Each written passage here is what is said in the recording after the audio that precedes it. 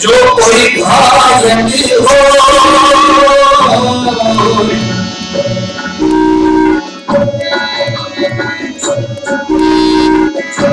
जो हर कीमत जो हर जाने जो हर कीमत जो हर जाने जो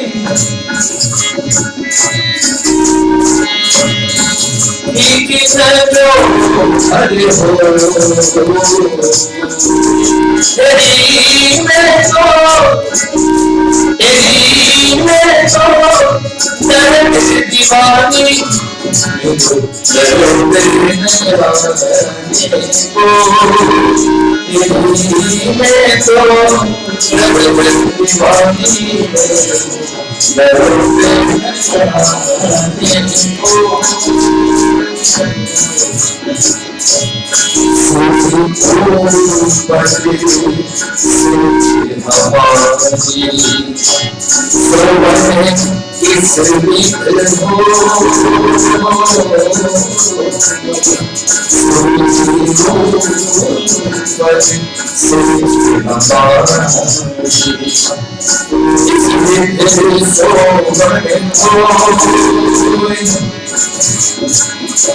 जगन मंडले पानी से पिया की जगन मंडले पानी से पिया की जगन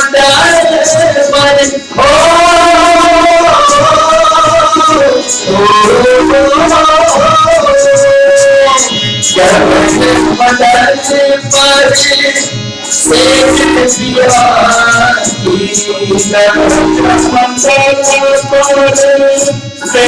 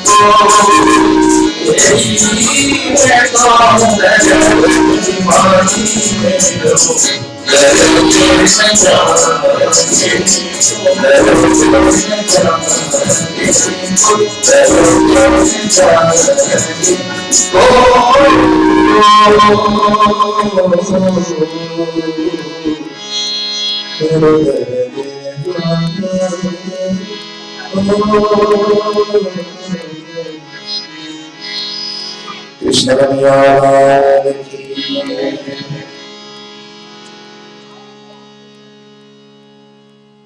प्रवचन चालू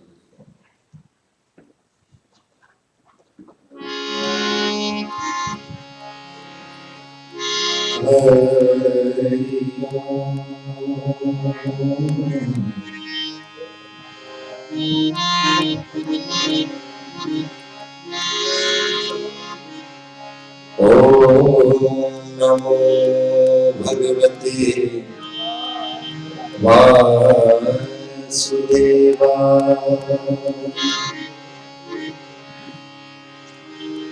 स्वस्ति श्री गणेशाय नमः।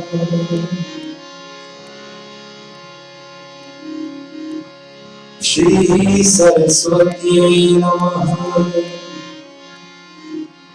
श्री गुरुभ्यो नमः। वर्णेशरमणीयदर्शनम् मन्दहासुचिराननाम्बुजम् पूजितं सुरनरोत्तमेर्मुदा धर्मनन्दनमहं विचिन्तये।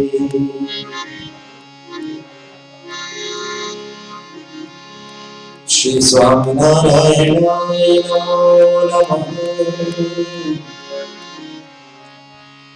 श्री हरि कृष्णाय नमो नमः। श्री सहजानंद स्वामी नमः।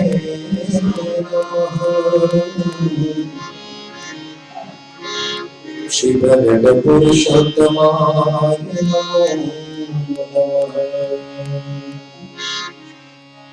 बोलो स्वामीनारायण भगवान की जय। श्री हरि कृष्ण महाराज की जय। श्री कृष्ण कन्हैया की जय। श्री रामचंद्र भगवान की जय। कैलासपति महादेव की जय। श्री जगदम्बे माता की जय।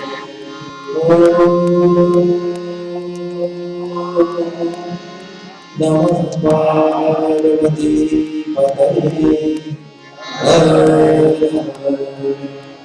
महादेव हर।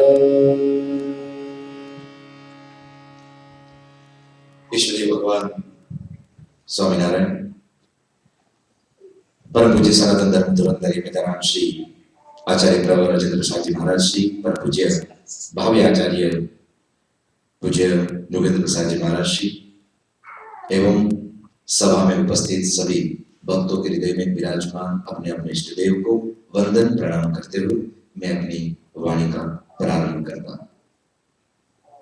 बड़े सुंदर तरीके से आज हमारे नवयुवान से जिगर भाई ने वचनामृत के ऊपर सुंदर वर्णन किया और उसका जो मर्म था वो समझाने का पूरा प्रयास किया। उसके लिए नवयुवान से जिगर भाई का बहुत बहुत धन्यवाद। युवाओं के अंदर अगर इस प्रकार की क्रांति आती है, समाज के उत्थान के लिए सबसे बड़ा एक ये प्रमाण माना जाता है। मैं तो हर बार कहता हूं, आप भी अपने घर पे जो युवान हैं उनको समझाइए, उनको कहिए कि वो भी यहाँ पर आए, यहाँ पर कुछ हमारे युवाओं से सीखे। शायद उनके जीवन में भी ज्ञान की प्यास जगेगी और वो भी इस आध्यात्म पथ पर चलने लगेंगे, दौड़ने लगेंगे।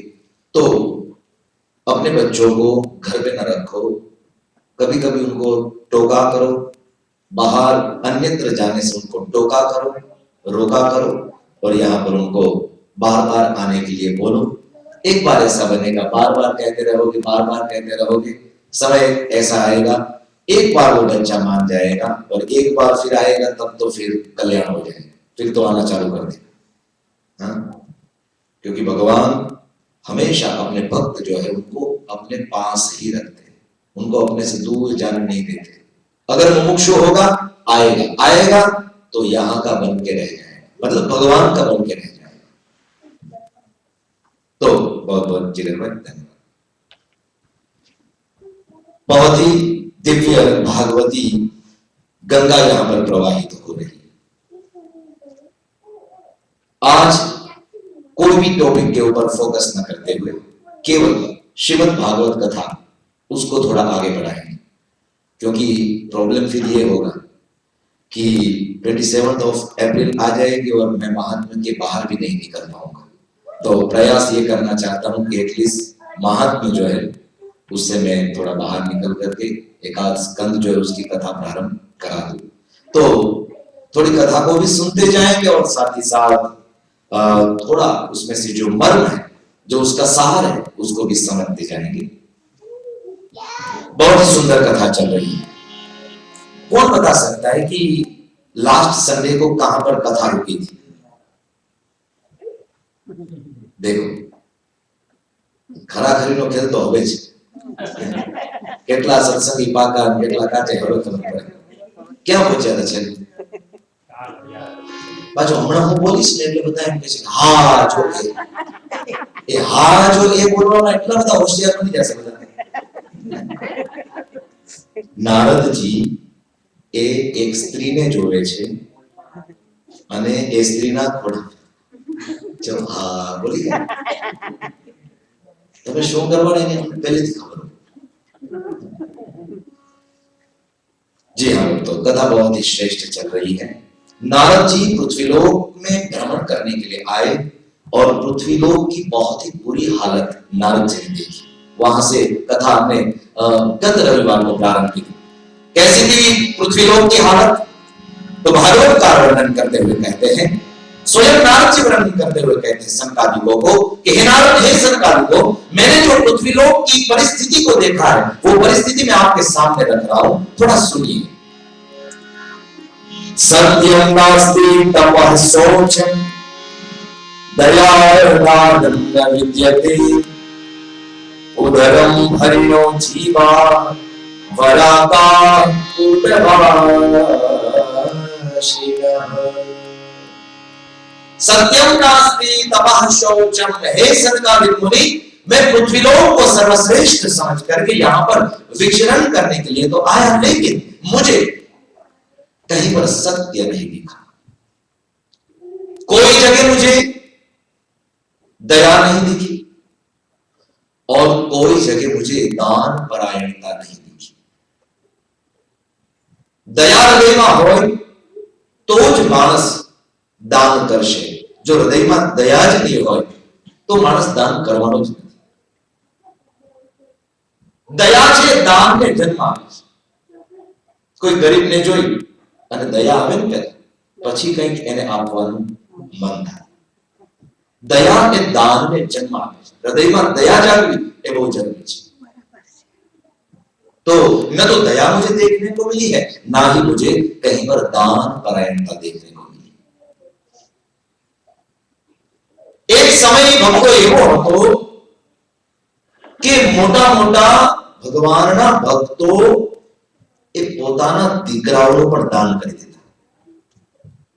સંત વચનને કાઢી પોતાના દીકરાઓનું પણ દાન કરી દેતા। એક ભારતીય સંસ્કૃતિ આપણી એવી હતી, આપણો ઇતિહાસ સાક્ષી છે। અને આજે પરિસ્થિતિ એવી છે કે ખીચામાંથી 5 રૂપિયાનો પણ ત્યાગ થતો નથી। શું અદ્ભુત સંસ્કૃતિ હતી! યાદ કરીએ એ મહાન ભક્તરાજ શેઠ શગાર સાહેબ અને ચંદાદેવી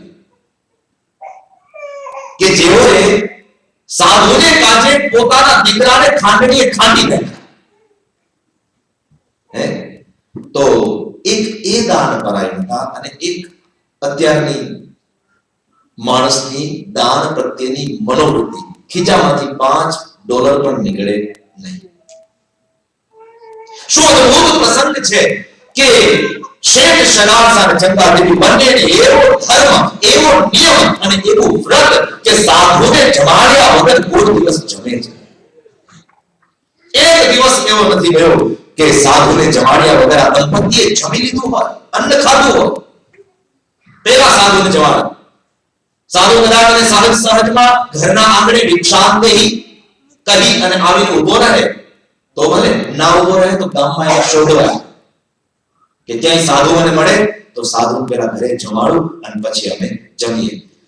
તે આ એક નિયમ, આ એક વ્રત, આ પરંપરા બંને દંપતીની સાધુને જમાડીને જમે. ઘણો સમય સુધી આ નિયમ ચાલ્યો. પણ એક વખત ચોમાસાનો સમય છે. ઘર આંગણે કોઈ પણ સાધુ સંત ભિક્ષામ દેહી કહી અને આવ્યો નહીં. કોઈ સાધુ ન આવ્યો. અને હવે સાધુની તલાશમાં આ દંપતી નીકળ્યા છે કે કોઈ સાધુ મળે તો અમે એમને જમાડીએ પછી જમીએ. ચોમાસામાં, ભર ચોમાસામાં ભીંજાય છે પોતે, પરણી ગયા પોતે, આમ તેમ સંતોને શોધે, પણ સંતો ક્યાં મળે?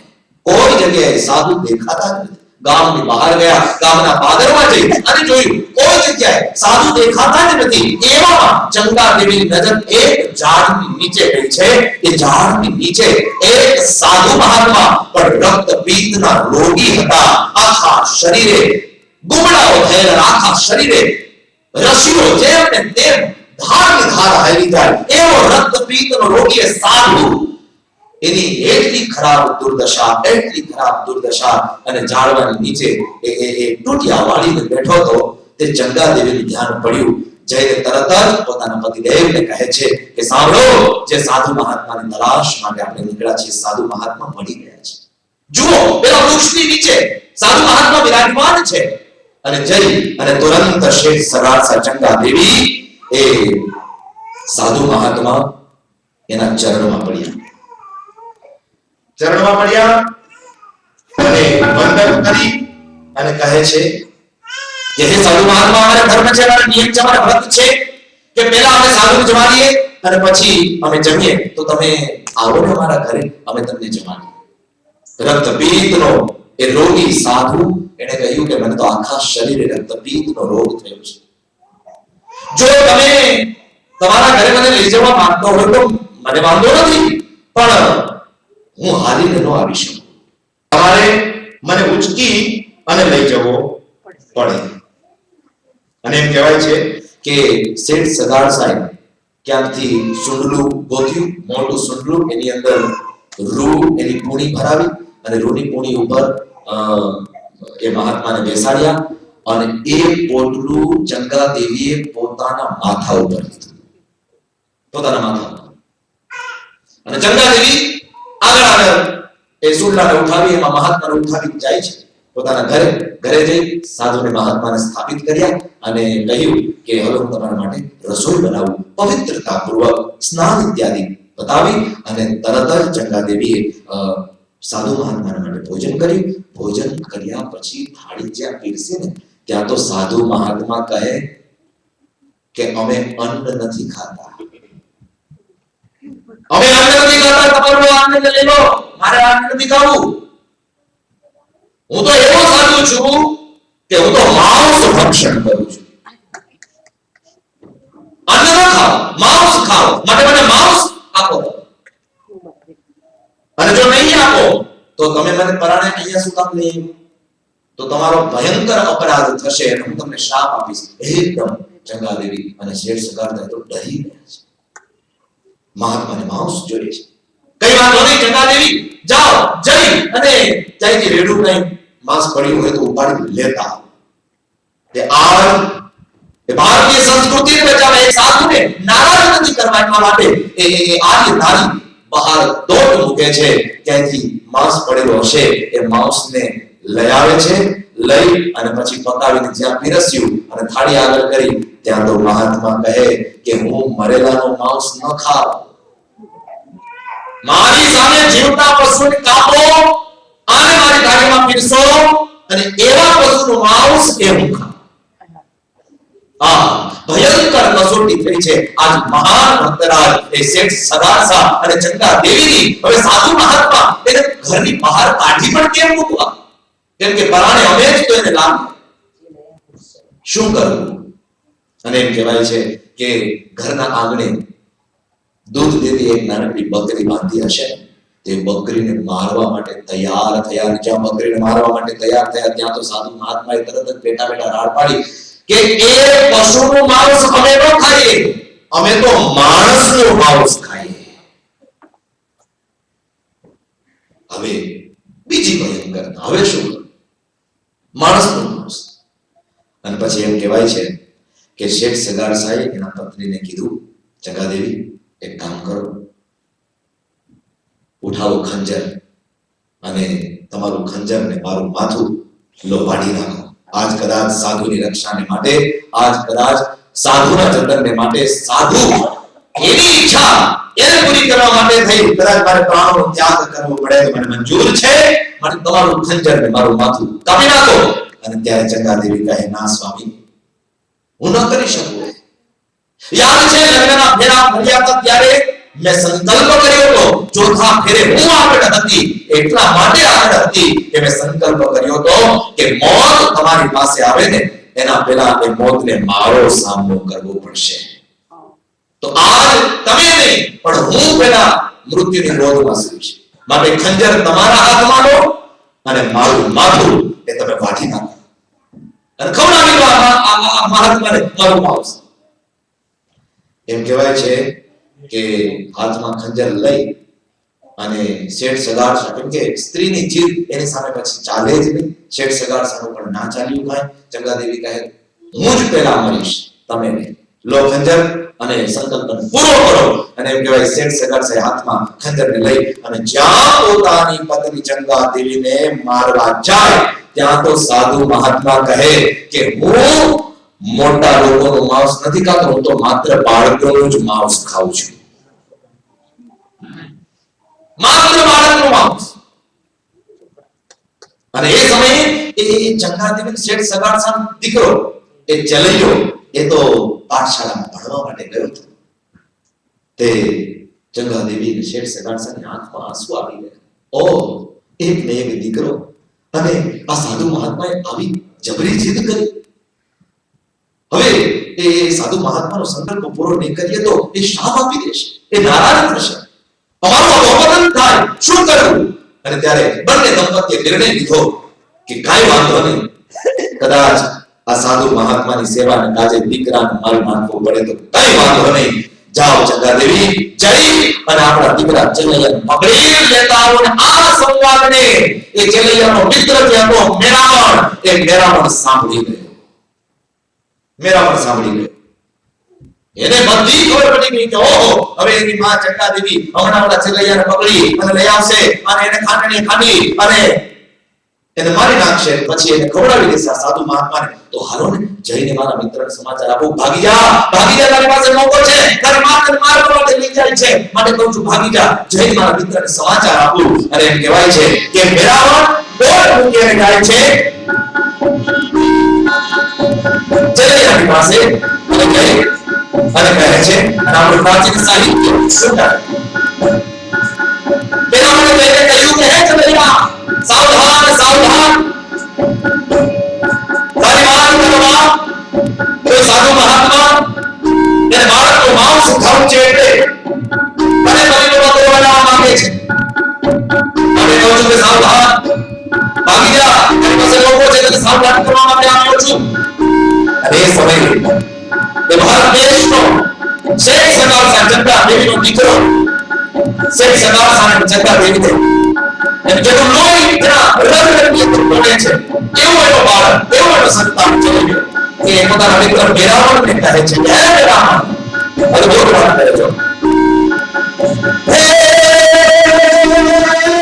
હું ભાગું તો ભોગતા કાજે કે ભોગું બેટા જીવે બાર, હું ભાગું તો ભોગતા કાજે કે ભોગું બેટા જીવે બાર. જેવું શરીર કો શોધવા આવે, જેવું શરીર કો શોધવા આવે, આકાશે મારે રાજા શ્રીરામણ માતા ગઈ, જે નહીં જો સત્ય નથી શ્રીરામણ માતા ગઈ, જે નહીં જો સત્ય નથી શ્રીરામણ માતા ગઈ, જે નહીં જો સત્ય નથી શ્રીરામણ માતા ગઈ, જે નહીં જો સત્ય નથી.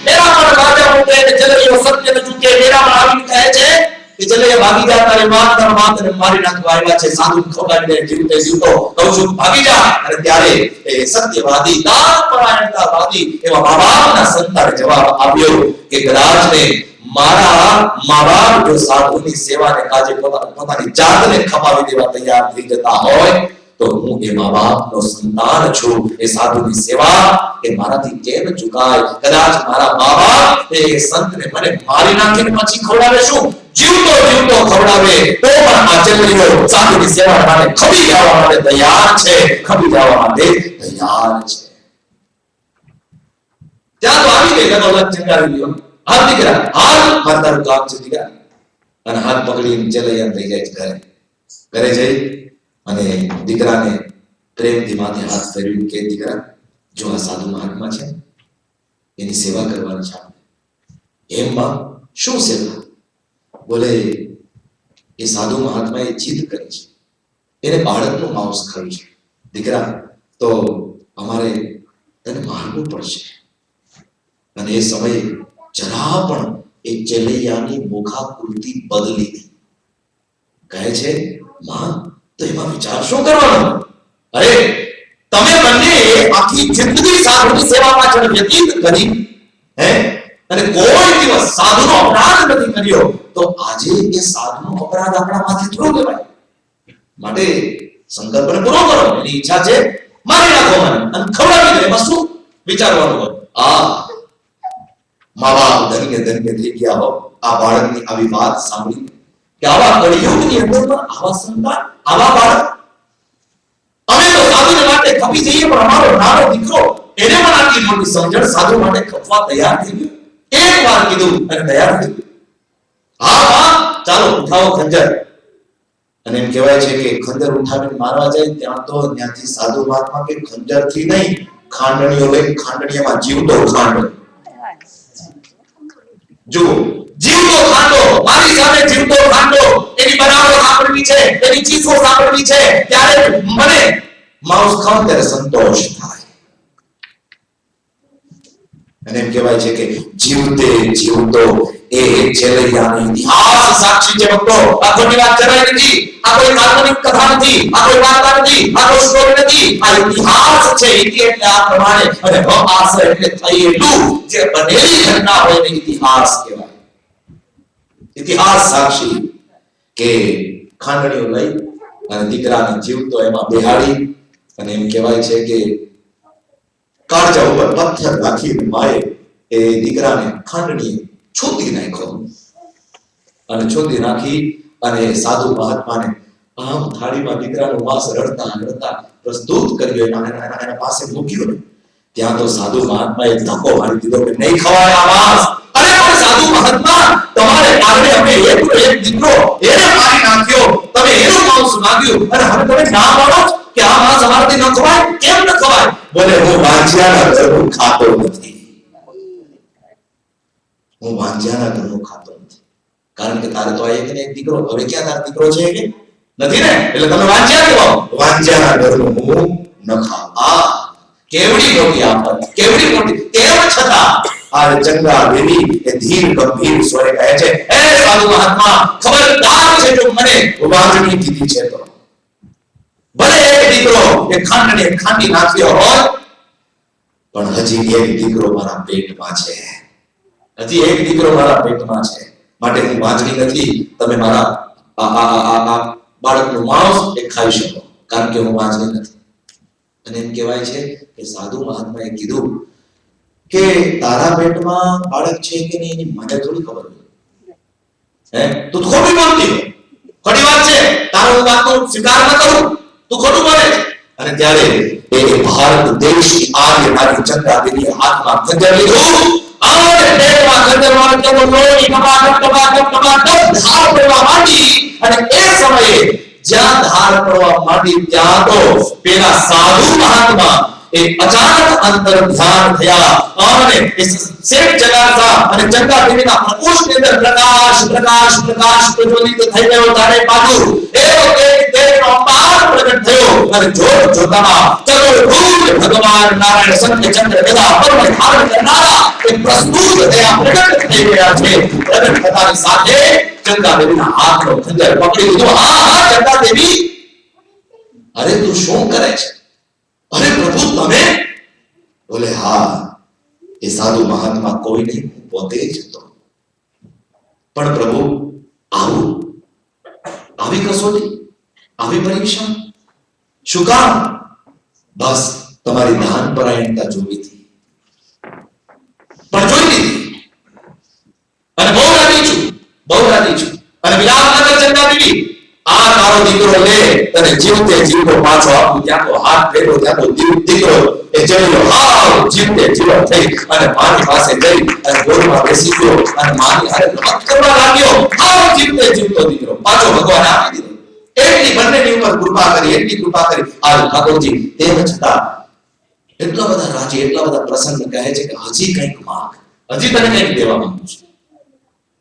અને ત્યારે શેઠ સગાસા અને ચંદા દેવીએ બે હાથ જોડી અને ઠાકોરજીને એટલું જ કીધું કે પ્રભુ હવે બીજું કાંઈ માંગવું નથી, કાંઈ જોઈતું નથી, બસ એક વચન આપો. શું વચન? હવે પછીથી કોઈ દિવસ કોઈની આવી કસોટી તમે કરતા નહીં, આ વચન મને આપો.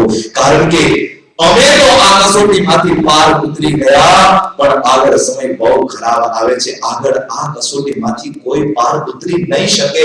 માટે પ્રભુ હું તને બે હાથ જોડીને પ્રાર્થના કરું છું કે ક્યારે પણ આવી કસોટી, આવી પરીક્ષા કોઈની ના કરશો.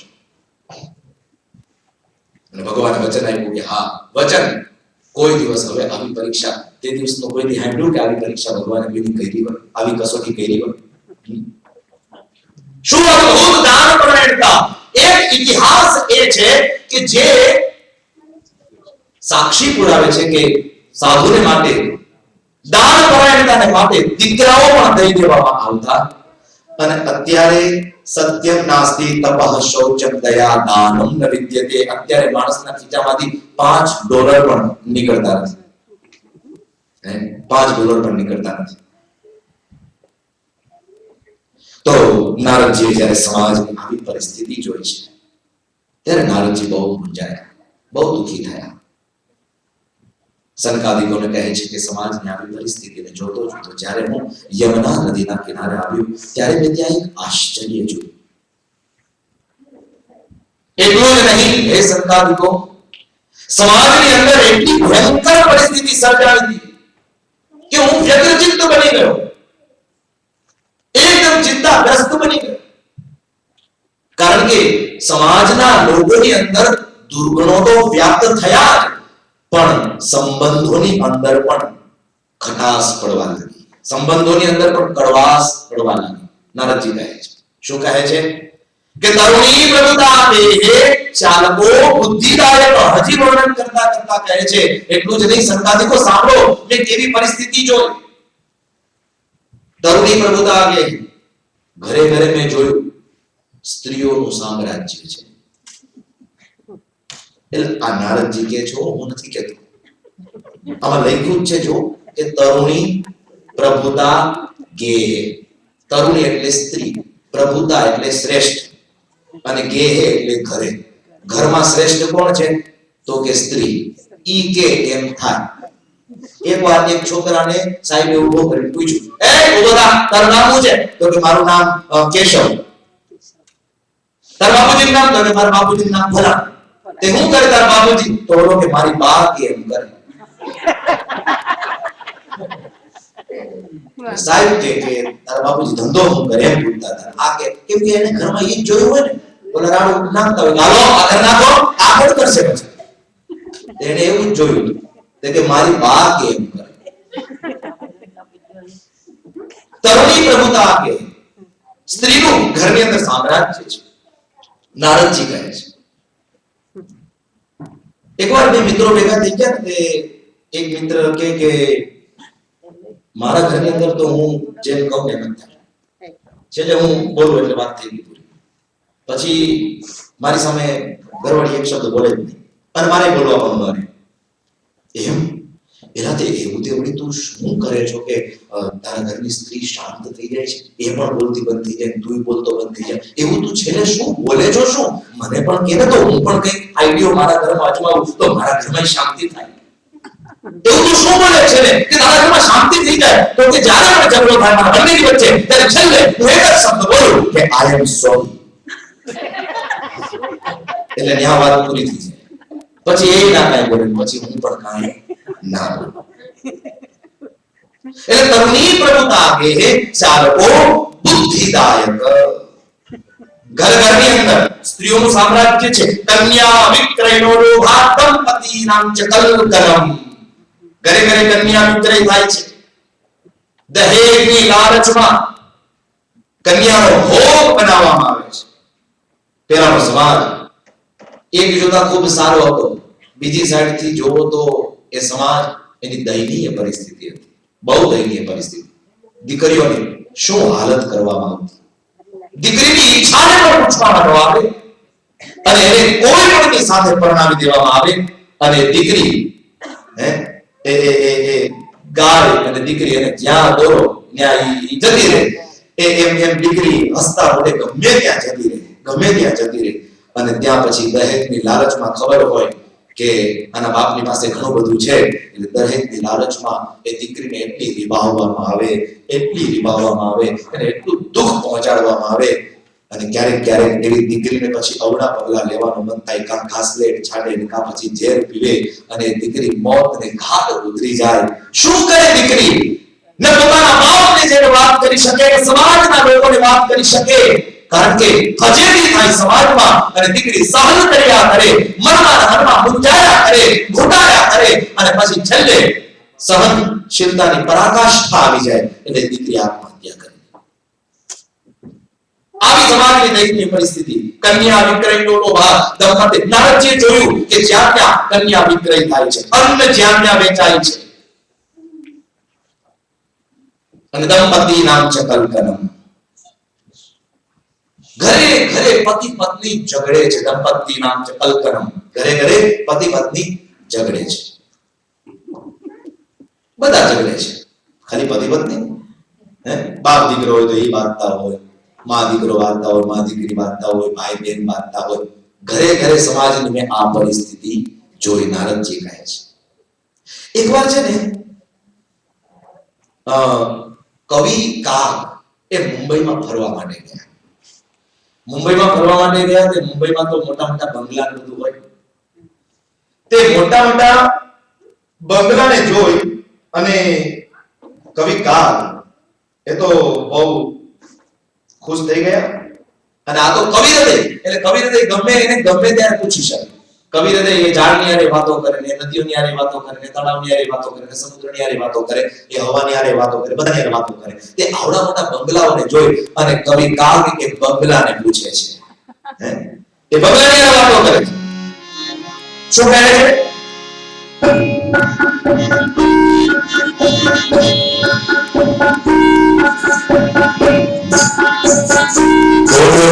બંગલા બોલો અહીંયા તેરી સાથી કરો, બોલો તમે બંગલા બોલો અહીંયા તેરી સાથી કરો, બોલો તમે બંગલા બોલો અહીંયા તેરી સાથી અહીંયા તેરી સાથી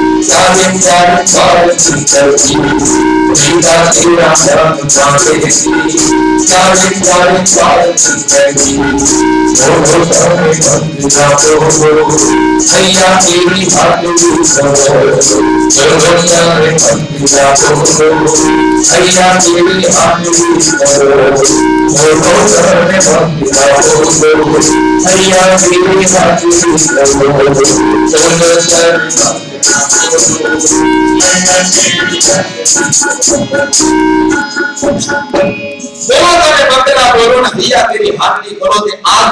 આંગળી પૂછવાનું મન થઈ ગયું પેલા બંગલાઓને કે બંગલાઓ તમારી ઊંચાઈ તો જુઓ, આ તમારો ઠાઠ માટ તો જુઓ, કોઈ 12 માળની બિલ્ડિંગ, કોઈ 15 માળની, કોઈ 20 માળની, કોઈ 25 માળની, કોઈ 50 માળની, તે આટલી બધી મોટી ઇમારત તમારી અંદર બધાય રહે છે, એ તો ખબર નહીં કેવાય રહેતા હશે. આપની બહારથી જે ઇમારત સુંદર લાગતી હશે, અંદર રહેનારા લોકો પણ કેટલા સુંદર હશે. અંદર રહેનારા લોકો એ પણ કેટલા સુંદર હશે. ત્યારે બંગલાઓ કહે છે, કારણ કે કવિ જ્યારે પ્રકૃતિના તત્વોની જોડે વાત કરે ને, એટલે પ્રકૃતિના તત્વ પણ કવિની હારે વાત કરતા થઈ જાય. એટલે બંગલા બોલ્યા કે કવિકાર આ બધું ખોટું છે, બધું ખોટું છે. આ તમે જે કહો છો ને કે બહારથી અમે રૂડા રૂપાળ, અમે બહારથી જ રૂડા રૂપાળા છે, બાકી અમારી અંદર તો બધાય લડે છે ને ઝઘડે છે ને કલહ અને ક્લેશ સિવાય બીજું કાંઈ નથી. એટલે બહારથી અમે સારા દેખાય પણ અંદરથી અમે ખોખલા થઈ ગયા છીએ, ખોખલા.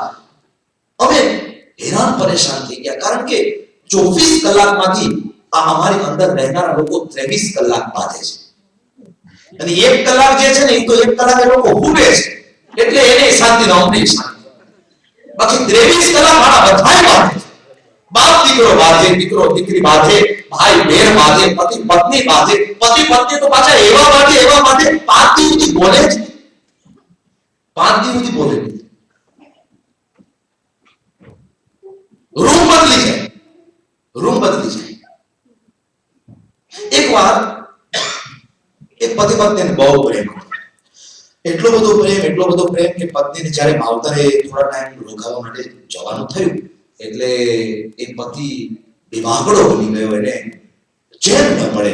તે પત્નીને કહે કે લે આ થોડા રૂપિયા લે અને સમય સમયે ફોન કરતી રહેજે, સમય સમયે ટપાલ બપાલ લખતી રહેજે. અત્યારના સમય પ્રમાણે કહીએ તો સમય સમયે ઈમેલ કરતી રહેજે, વોટ્સએપ કરતી રહેજે, અને તારું ધ્યાન રાખજે હો. અને પછી પોતાની પત્નીને મૂકવા માટે રેલવે સ્ટેશન ગયો. તે રેલવે સ્ટેશન ગયો એટલે ત્યાં ટ્રેન થોડી જ વાર થશે આવવાને, કે જે ટ્રેન લાઈને જવાનું હતું, તે એકદમ વળી પાછો ગડગડિયો થઈ ગયો. પત્નીની પાસે ઉભો વળી કે ધ્યાન રાખજે તારું, કાંઈ તકલીફ હોય તો મને કહેજે, અને કાંઈ ઘટે તો મને કહેજે, હું તને ત્યાં દેવા આવીશ ને હું તને જોઈ જઈશ. આટલું બોલતા તો ટ્રેન આમ નજીક આવી ગઈ, એટલે આ માણસ એ રડી ગયો. એટલો પ્રેમ પત્ની પ્રત્યે, એટલો પ્રેમ કે રડી પડ્યો. તે રડવા માંડ્યો ને, તેની બાજુમાં ઉભો તો એ માણસ રડવા માંડ્યો. તે આને એના બાજુમાં ઉભેલા માણસને રડતા એટલું કીધું, ભાઈ મારી તો પત્ની છે ને, એ ઓલી ટ્રેન આવે છે ને એમાં જવાની છે, એટલે હું રડું. તું શું કામ રડે છે? તો કે જે ટ્રેનમાં તમે પત્ની જાવ ને એમાં મારી પત્ની આવે છે. તમને જાય એવું દુઃખ છે, મને આવે એવું દુઃખ છે. આ સજ્જન અને દુર્જન બે માણસો દુખી કરે હો. હા, સજ્જન અને દુર્જન બંને માણસો દુખી કરે. જો સજ્જન છે ને એ જ્યારે જાય ત્યારે દુખી કરે, અને દુર્જન આવે ને ત્યારે દુખી કરે. એ આવે ત્યારે. એટલે આજ કહે છે બંગલાઓ કે હે કવિકાર, અમે બહારથી તમને સુંદર દેખાય છે, હકીકતમાં અમે અંદરથી ખોખલા થઈ ગયા છે. અંદર અમારે બધા લોકો ઝઘડે જ છે, અને પાછા મારા કોઈ આવે ને તો ઉપરથી ખોટો પ્રેમ દેખાડે છે, ઉપરથી ખોટો પ્રેમ દેખાડે છે. અને આજકાલ ખરેખર દુનિયાના માણસોને ધન્યવાદ આપવા પડે. ખોટા પ્રેમ દેખાડવામાં માણસ એટલા હોશિયાર છે. ખોટું સ્માઈલ આપે, ખોટો આવકારો આપે. ખોટા પ્રેમ દેખાડવામાં માણસ બહુ હોશિયાર છે. બાકી અંદર પૂરની અંદર એને આગ ભભકતી હોય, આ ક્યાં આવ્યો, આ ક્યાં આવ્યું? મહેમાન આવે એ ઉપર ઉપરથી આવો આવો વેલકમ વેલકમ, પણ હકીકતમાં અંદરથી ગમતું ગમતું ન હોય. પણ દેખાવ એવો કરે કે જાણે એવો પ્રેમ છે જાણે 7 જન્મનો નાતો હશે. એવું દેખાડે, પણ હકીકતમાં અંદરથી પડતો હોય કે આ ક્યાં આવ્યું. એટલે કવિ કાગ એને બગલાઓ કહે. જો હવે બગલાઓ બોલે શું કહે છે?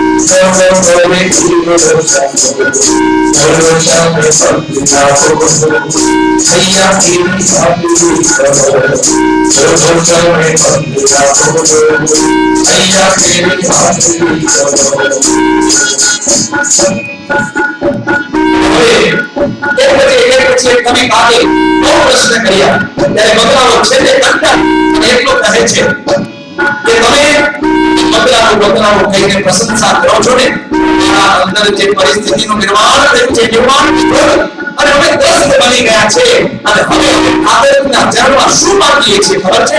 એની વાત સાંભળો. અને બગલા કહે છે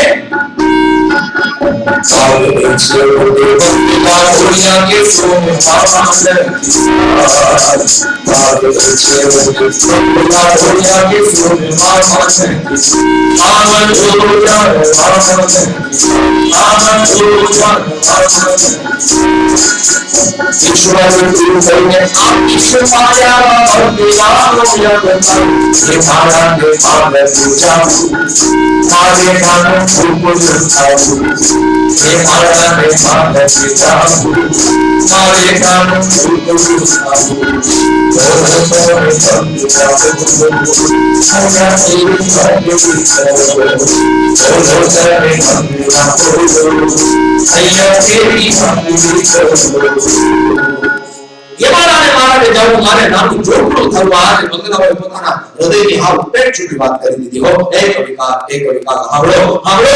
કદાચ ઈશ્વર અમને એમ કહે કે માગો માગો તમારે શું જોઈએ, ત્યારે બગલાઓ કહે કે અમે ઈશ્વરની પાસે એ માંગશું કે હવે આવતા જન્મમાં અમને બગલા ન બનાવીશ, એના કરતા તો અમને કોઈ માર્ગ ઉપર નાનકડું ઝૂંપડું બનાવી દેજે. કારણ કે સાહેબ પરિસ્થિતિ એવી છે કે મોટા બંગલામાં રહેનારા બધા દુખી છે, જ્યારે નાના ઝૂંપડાની અંદર પણ બે માણસ રહેતા હોય, એટલા પ્રેમથી ભાવથી રહેતા હોય કે એના આદર્શ જીવનને જોઈ અને આપણે પણ એના જેવું જીવવાનું મન થાય. માટે બંગલા ન બનાવીશ, પણ હવે બનાવને તો બીજા જન્મમાં આપણે ઝૂંપડા બનાવશું.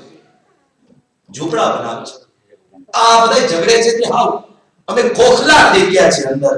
સાહેબ એ તો બહારથી અમે તમને આવા દેખાય છે.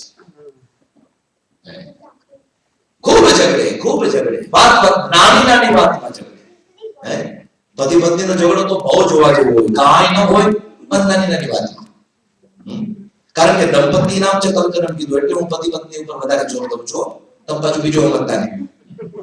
આમાં લખ્યું છે કે દંપતિ એટલે પતિ પત્ની, કલકલમ એના વચ્ચે તો એટલો ભયંકર કલહ, એટલો ભયંકર ક્લેશ. તે પરણ્યા પછી ઓલી 2 વર્ષ સુધી ચંદ્રમુખી લાગે.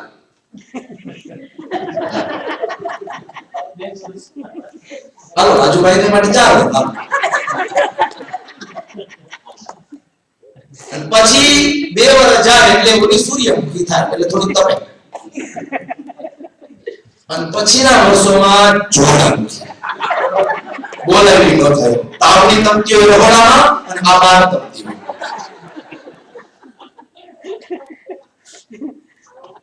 દંપતિ નામ ચકલકલમ. દંપતિઓ આજ લડી રહ્યા છે, નાની નાની વાતમાં ઝઘડાઓ કરી રહ્યા છે. કોઈ જગ્યાએ શાંતિ મને જોવા ન મળી. નારદજી કહે છે દંપતિ નામ ચકલકલમ. દરેક જગ્યાએ કલહ અને ક્લેશ અમને જોવા મળ્યો. હવે યાદ રાખજો કે સત્યયુગ એને 2 દીકરા છે. સ્નેહ અને સંપ એ સત્યયુગના દીકરા છે, અને કળિયુગ છે એને પણ 2 દીકરા છે. કળિયુગને પાછા 2 દીકરા 2 દીકરી છે. બે દીકરા તો કે કળિયુગના બે દીકરા કલહ અને ક્લેશ, અને કળિયુગની બે દીકરી. હવે સમજો, કળિયુગની બે દીકરી, એમાં પહેલી દીકરીનું નામ ટીવી.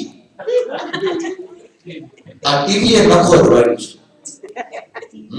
કારણ કે એવી ચેનલો આવે કે માણસના માનસ પટ છે ને એ ખરાબ થઈ જાય છે.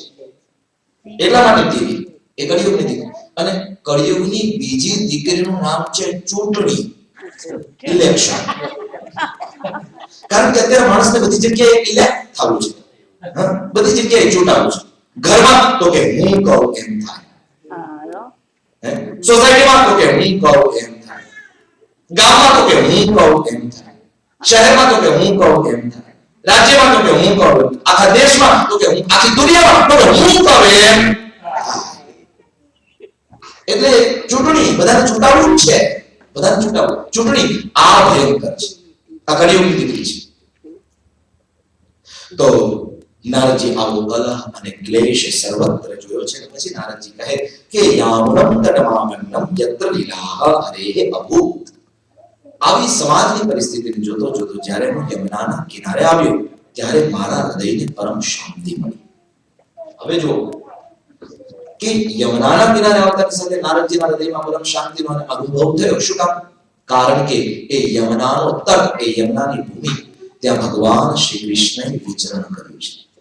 ભગવાન કૃષ્ણના ચરણથી અંકિત થયેલી એ પવિત્ર ભૂમિ છે.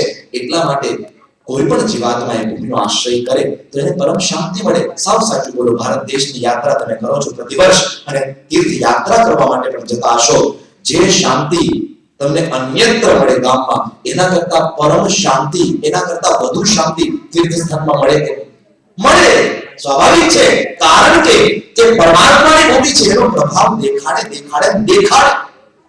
દરેક ભૂમિનો પોતાનો પ્રભાવ હોય છે, દરેક ભૂમિ. પેલો પ્રસંગ તમે સાંભળ્યો હશે કે રામ, લક્ષ્મણ અને જાનકીજી ત્રણેય વનવાસ દરમિયાન જતા હતા. લગભગ 2-4 વર્ષ જેવું નીકળી ગયું હશે. અને એક ઘટના એવી ઘટી કે જંગલમાંથી નીકળ્યા ત્યાં તો લક્ષ્મણજીને વિચાર આવ્યો, ઓહો, આજ 4 વર્ષ વીતી ગયા અને હું મારા ભાઈની સેવા પાછળ મારી બહેનને ઘરે મૂકીને આવ્યો. ધિક્કાર છે, મને ધિક્કાર છે. આવા ભાઈને માટે મેં મારી પત્નીનો ત્યાગ કરી દીધો. જ્યારે એ તો એની પત્નીની હારે છે, એ માણસ એ હારે અને મને એકલો કરી મૂક્યો. અને હું તે ગાંડો માણસ તે આ ભાઈની સેવા માટે, ભાભીની સેવા માટે થઈ અને એની ભેગો રખડું છું, અને મારી પત્નીને મેં ઘરે મૂકી દીધી. ધિક્કાર છે, મને ધિક્કાર છે. આ જ્યાં વિચાર આવ્યો લક્ષ્મણજીને. હવે રામજીએ તો તનકી જાણે મનકી જાણે ચોરી ખબર પડી ગઈ કે મારા ભાઈને આવો વિચાર આવ્યો. એટલે તરત રામચંદ્ર પ્રભુએ ત્યાંથી એ જે જગ્યા હતી એની જમીન માટી એ લઈ લીધી, મુઠ્ઠી કરીને પોટલી વાળી, પોટલી એને કાઠ વાળી અને પોતાની પાસે રાખી. અને પછી થોડે દૂર ગયા અને બીજી અન્યત્ર કોઈ ભૂમિ આવી હશે, અને એ ભૂમિમાં જતાની સાથે તુરંત જ લક્ષ્મણને વિચાર બદલાયા. થોડી શાંતિ જાળવજો. સભા ચાલે છે, થોડી વાર શાંતિ. વાતો સભાની અંદર ન થાય એનું ખાસ વડીલોએ બતાવી ધ્યાન રાખવું. ખૂબ ખૂબ ધન્યવાદ ભક્તો. તો વિચાર તરત બદલાયા એટલે રામજીએ તરત જ કહ્યું, હવે વિચાર કેવા આવ્યા લક્ષ્મણજીને? હવે વિચાર આવ્યા, ઓ, મેં મારા ભાઈને માટે કેવું વિચારી નાખ્યું. અરે ધિક્કાર છે મને, મારા મોટા ભાઈની સેવા માટે મારે આવું વિચાર. મેં બહુ મોટા વિચાર કરી નાખ્યા, બહુ ખરાબ. તે આંખમાં પાણી આવી ગયા ને તે લક્ષ્મણજીએ કહ્યું કે લખન, શું કામ લડે છે? બોલે, મને તમારા વિશે બહુ ખરાબ અને ખોટા વિચાર આવી ગયા, એને કારણે હવે મને પસ્તાવો થાય છે, એટલા માટે હું લડું છું. બોલે, તારી ભૂલ નથી, તારો વાંક નથી. કેમ મોટા ભાઈ? મેં વિચાર કર્યા તો મારો જ વાંક હોય, મેં વિચાર કર્યા તો મારી જ ભૂલ હોય. ના ભાઈ, તારો વાંક નથી. જો હું તને પ્રેક્ટિકલ વસ્તુ બતાવું. તે ભગવાન રામજી ઓલી પોટલી હતી માટી, એ પોટલી લે લક્ષ્મણ, તારા હાથમાં લેજે. જ્યાં લક્ષ્મણે પેલી માટીની પોટલી હાથમાં લીધી ત્યાં તો વળી લક્ષ્મણને વિચાર ચાલુ થયા, અરે હું હજી આ ભાઈની હારે પડ્યો છું, હજી આની સેવામાં પડ્યો છું, મારે ઘરે વહી જવું જોઈએ, મારી પત્નીની પાસે એની ચીજ મારે ધ્યાન રાખવું જોઈએ, કાળજી લેવી જોઈએ. અને ભાઈની હારે તે વળી પાછો વિચાર આવ્યો એટલે તરત જ લક્ષ્મણજી પૂછે, ભાઈ મને તો વળી પાછો તમારા વિષયમાં વિચાર આવ્યો, આ છે શું, આ જાદુ શું છે, મને કઈ સમજાતું નથી.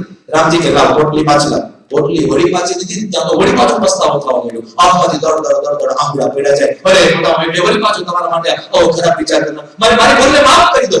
બોલે તારી ભૂલ નથી લખા, આ માટી છે ને એ પાછલા જંગલમાંથી મેં ઉપાડેલી, કે જે જંગલમાં પગ મૂકતાની સાથે, જે ભૂમિમાં પગ મૂકતાની સાથે તને એવો ખરાબ વિચાર આવ્યો, કારણ કે ભૂમિ આસુરી ભૂમિ હતી. આસુરી ભૂમિમાં જે માણસ પગ મૂકે એના વિચાર પણ આસુરી બને છે. અને અત્યારે તું જે ભૂમિમાં બેઠો છે, ઊભો છે, એ ભૂમિમાં તને સારા વિચાર આવે છે. ભૂમિ એ દેવ ભૂમિ છે, ઋષિ ભૂમિ છે. અહીંયા ઋષિઓ સાધના કરતા, તપ કરતા, એટલા માટે આ ભૂમિમાં આવતાની સાથે તારું મન એ શાંત બની રહ્યું છે, તારા મનમાં સારા વિચારો આવવા લાગ્યા છે. તો દરેક ભૂમિનો હતો પ્રભાવ હોય છે.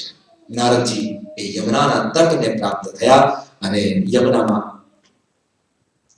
પવિત્ર ભૂમિમાં પગ મૂકતાની સાથે નારદજીનું મન શાંત થયું. ત્યાં એમણે એક આશ્ચર્ય જોયું. વળી પાછા ફરીને આશ્ચર્ય સુધી પહોંચી ગયા. એ આશ્ચર્ય શું હતું? તો કે એક સ્ત્રી રડે છે, બે વૃદ્ધો એના ખોળામાં માથું રાખીને સૂતા છે. આજુબાજુમાં અનેક સ્ત્રીઓ છે. એ પેલી સ્ત્રી જે રડે છે એને સાંત્વના આપે છે. આ દ્રશ્ય નારદજીએ જોયું. અને હવે આગળ શું થાય છે એ બધું આપણે પછી લેશું, કેમ કે 7:15 ઓલરેડી થઈ ગયા છે. મારે ઘણે વધવું છે આગળ, પણ વધી નથી વગાડતું. તમને બધાને એવા સરસ રીતે કથા સાંભળતા જો ને, મને એમ થાય કે બધા કેવા સીધા છો, જલેબી ગુજરા જેવા. મને એમ થાય કે તમને સંભળાવ્યા જ કરું. पर आगे की कथा जो है वो बाद में लेंगे। फिलहाल तो बहुत ही खुशी की बात है, यहाँ पर लोकल एरिया से तो बहुत सारे भक्त आ ही रहे हैं, लेकिन आज स्पेशली हमारे अशोक भाई उनके आमंत्रण को मान देते हुए हमारे इस मंदिर में परम हरि भक्त ऐसे प्रफुल्ल भाई जो है न्यूजर्सी से पधारे हैं। जोरदार तालियों के साथ ऐसे महाराज का अभिवादन स्वागत करते, उनका पूरा परिवार जो है यहाँ पर मौजूद हुआ है, तो बहुत ही धन्यवाद। और